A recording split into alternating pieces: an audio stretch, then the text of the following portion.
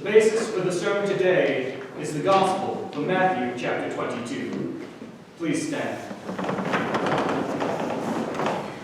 Jesus spoke to them again in parables, saying, "The kingdom of heaven is like a king who prepared a wedding banquet for his son. He sent his servants to those who had been invited to the banquet to tell them to come, but they refused to come. But they paid him no attention and went off, one to his field, another to his business. The rest seized his servants, mistreated them, and killed them. The king was enraged. He sent his army and destroyed those murderers and burned their city. Then he said to his servants, 'The wedding banquet is ready, but those I invited did not deserve to come. So go to the street corners and invite to the banquet anyone you find.' So the servants went out into the streets and gathered all the people they could find, the bad as well as the good, and the wedding hall was filled with guests. But when the king came in to see the guests, he noticed a man there who was not wearing wedding clothes. He asked, 'How did you get in here without wedding clothes, friend?' The man was speechless. And the king told his attendants, 'Tie him hand and foot and throw him outside into the darkness, where there will be weeping and gnashing of teeth. For many are invited, but few are chosen.'" This is the word of the Lord. Please be seated.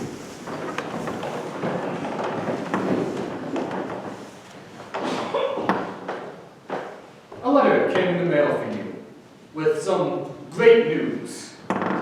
Your favorite cousin's getting married, and it's to one of your old friends. Even better, they want you to be in the wedding party. Included is an invitation, and on it are those 4 infamous words, RSVP. Now, we may not understand the French, but most of us understand what that means. They want to know if you're in or out.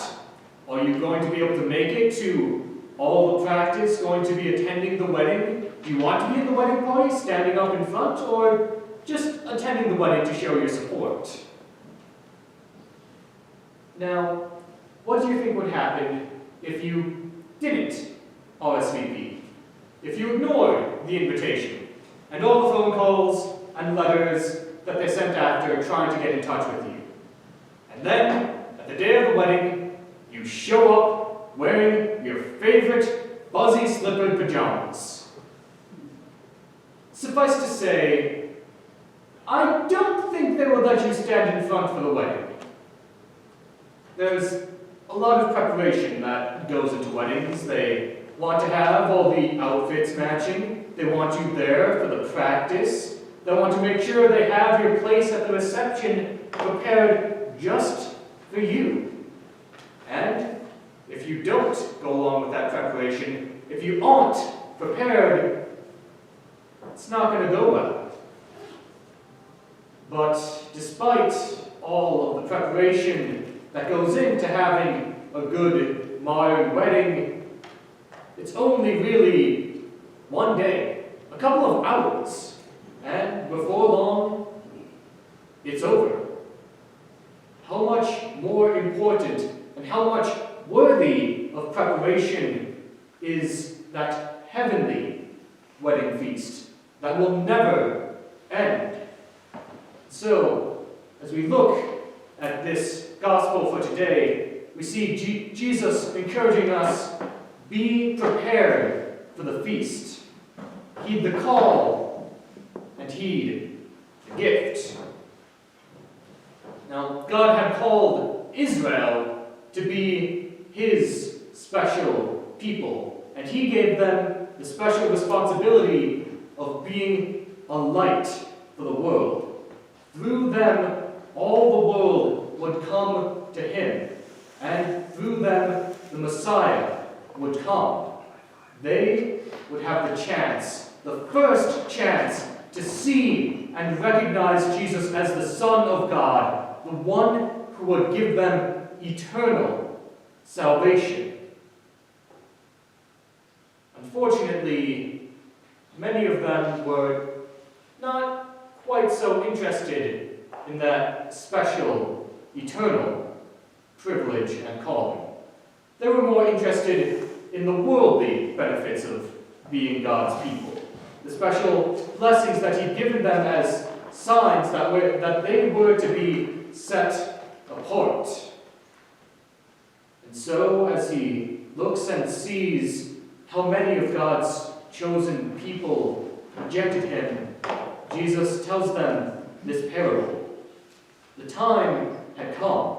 The Messiah was before them, and either they were prepared and heeded the call, or they missed out eternally. Jesus spoke to them in parables, saying, "The kingdom of heaven is like a king who prepared a wedding banquet for his son. Then he sent his servants to those who had been invited to the banquet to tell them to come, but they refused. They paid no attention and went off, one to his field, another to his business. The rest seized his servants, mistreated them, and killed them. The king was enraged. He sent his army and destroyed those murderers and burned their city." Israel had that special calling. They were God's chosen people, the first ones to receive the gospel. They had so much of a leg up on the competition that they were the best ones, the ones most likely and most capable to recognize and receive Jesus as who he was, the Messiah and the Son of God. But unfortunately, many didn't, because their attention and their priorities were elsewhere. They weren't interested in some heavenly Messiah who would take care of their sins. They were more interested in having an earthly conqueror who would make sure that their businesses were prospering, that they didn't have to suffer any lack or bodily harm. And if he wasn't going to offer them a great worldly experience, well, they had business and fields to attend to. And that's not even getting into those who were violently opposed to the prophets and his message. Even though they had the best chance and were God's chosen people, many did not heed the call and rejected Jesus. But God's mercy was not so limited or so easily frustrated. Even though God's chosen people rejected the call, it did not stop there. He sent out the call to others and reached out to even more people. As the parable goes on, the king said to his servants, "The wedding banquet is ready, but those I invited did not deserve to come. So go to the street corners and invite to the banquet anyone you find." So the servants went out into the street and gathered all the people they could find, the bad as well as the good. And the wedding hall was filled with guests. From a purely human perspective, many of those who rejected the call were good people. Not all of them were those who oppressed and murdered the prophets. What united all of them was not some mustache-twirling villain evilness, but a failure in their priorities, a failure to heed that eternal call. They were all united in that they had other things that they would rather do. They rejected God's plan. And no matter how good they were, it is of little eternal benefit to them. But the inverse is also true. Whoever heeds that call, bad as well as good, is accepted into God's eternal kingdom, good or bad. And the same call is brought before us even today. Come to the feast. Come, have full and proper fellowship with your Lord and Father. Come, enjoy these heavenly benefits and receive citizenship into God's kingdom. Leave behind this world that is so full of sin and sorrow. This offer is amazing. It's miraculous, but it's something that we must be prepared to enjoy. We don't receive all of the benefits of heaven while we're here on earth. We receive only a foretaste, and that comes at an earthly cost. We cannot prepare ourselves for the heavenly feast if our attention is focused first and foremost on the things of this life and this world. You need to place heeding that heavenly calling first and foremost, seeking first His kingdom and His righteousness, with the trust that everything else on this earth will be given to us as God deems is eternally best for us. Again, it's not that all the people were those who killed and murdered the prophets. What unites all those who were against God, against the king, is that they rejected the call because they were more focused and more intent on their own earthly business than the king's heavenly call. But this does not mean that we should go to the opposite extreme other. As we heed that call of God, He also calls us to live for others. Yet seek first His kingdom and His righteousness. We heed His call by loving God first and foremost, but then, flowing from that, we love our neighbor as ourselves. And we show that love with words and actions, and ultimately, in the highest way, by sharing this wonderful calling that we have received, so that all may heed this heavenly calling and prepare for the feast. But this heavenly calling does not come without reason. It is only possible because of the gracious gift that comes with the calling of the gospel. In addition to heeding the call, you must also heed the gift. As Jesus said, when the king came in to see the guests, he noticed a man there who was not wearing wedding clothes. He asked, "How did you get in here without wedding clothes, friend?" The man was speechless. Then the king told his attendants, "Tie him hand and foot and throw him outside into the darkness, where there will be weeping and gnashing of teeth. For many are invited, but few are chosen." In our modern, much more casual culture, the king's reaction probably seems a little overblown. After all, what does it really matter all that much if he's not wearing wedding clothes?